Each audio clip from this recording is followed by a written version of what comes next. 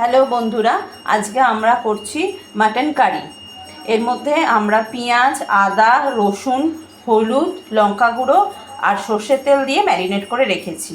এখানে আমরা আদা, রসুন, টমেটোর পেস্ট করে রেখেছি। এখানে আমাদের আছে পেঁয়াজ, কাঁচা পেঁয়াজ, এটা আমরা ভাজবো।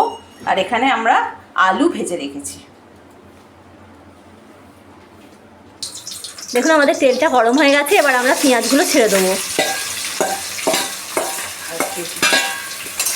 এবার এগুলোকে আমরা ভালো করে ভেজে নেব।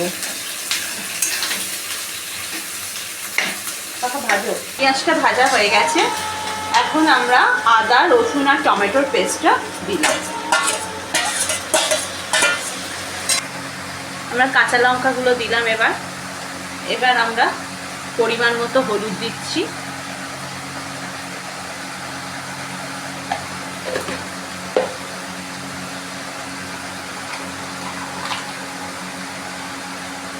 লঙ্কা গুঁড়ো দিচ্ছি, এটা কাশ্মীরি লঙ্কা গুঁড়ো।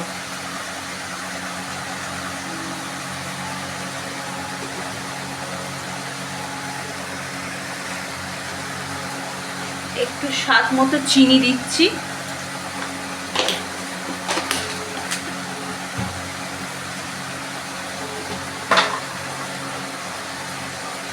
আর স্বাদ মতো নুন দিচ্ছি।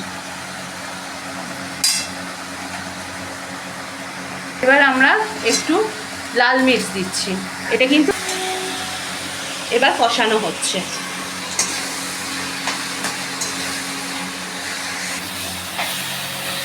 এবার আমাদের মশলাটা তেল ছেড়ে দিয়েছে, এবার আমরা মাটনটা এর মধ্যে দিয়ে দেবো।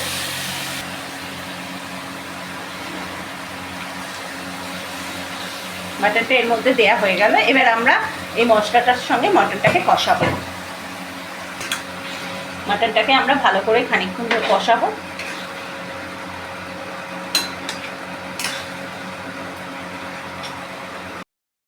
জল দিয়ে আমরা এখন এই মাংসটাকে খানিকক্ষণ ফোটাবো। আমরা গরম জল দিয়ে মাংসটাকে খানিকক্ষণ ফোটালাম। ফুটিয়ে এবার আমরা এটাকে প্রেসারে দেবো আলুর সঙ্গে। যে ভাজা আলুগুলো আমরা আগে থেকে করে রেখেছিলাম, সেই আলুর সঙ্গে আমরা একটা প্রেসার দিয়ে নেবো, যাতে মাংসগুলো ভালো করে সেদ্ধ হয়ে যায়। এখন আমরা এটাকে ভালো করে কষাচ্ছি, কষিয়ে এরপর আমরা প্রেসারে দেবো। মাংসগুলো দিয়ে দিয়েছি, পরিমাণ মতো জল দিয়ে দিয়েছি। এখন যে ভাজা আলুগুলো যেগুলো ভেজে রেখেছিলাম সেইগুলো দিয়ে আমরা একটা প্রেসার দেবো।